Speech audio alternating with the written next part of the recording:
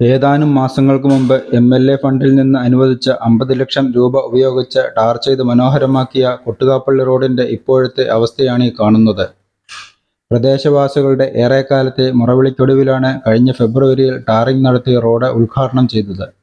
എന്നാൽ പരമദയനീയമാണ് റോഡിന്റെ ഇന്നത്തെ അവസ്ഥ. തുടക്കഭാഗം ഏതാണ്ട് മുഴുവനായി തകർന്നു കിടക്കുകയാണ്. മറ്റു ഭാഗങ്ങളിലും നിരവധി സ്ഥലങ്ങളിൽ ഇതിനകം കുഴികൾ രൂപപ്പെട്ടു കഴിഞ്ഞു. ടാറിംഗ് നടത്തി 1 മാസം തികയുന്നതിന് മുമ്പ് തന്നെ റോഡ് തകർന്നു തുടങ്ങിയതായി നാട്ടുകാർ ചൂണ്ടിക്കാട്ടുന്നു.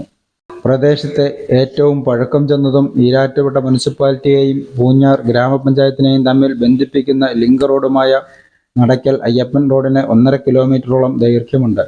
എന്നാൽ 1/2 കിലോമീറ്ററിന് മുകളിൽ വരുന്ന മുനിസിപ്പാലിറ്റിയിലെ 8, 17, 18, 19 വാർഡുകളിൽ കൂടി കടന്നുപോകുന്ന നടയ്ക്കൽ കൊട്ടുകാപ്പള്ളി ഭാഗം തകർന്നു കിടക്കാൻ തുടങ്ങിയിട്ട് വർഷങ്ങൾ കഴിഞ്ഞതിനെ തുടർന്നാണ് അഡ്വക്കേറ്റ് സെബാസ്റ്റ്യൻ കുളത്തിങ്കൽ എം.എൽ.എയുടെ ആസ്തി വികസന ഫണ്ടിൽ നിന്നും 50 ലക്ഷം രൂപ അനുവദിച്ച റീടാറിംഗ് പണികൾ പൂർത്തിയാക്കിയത്.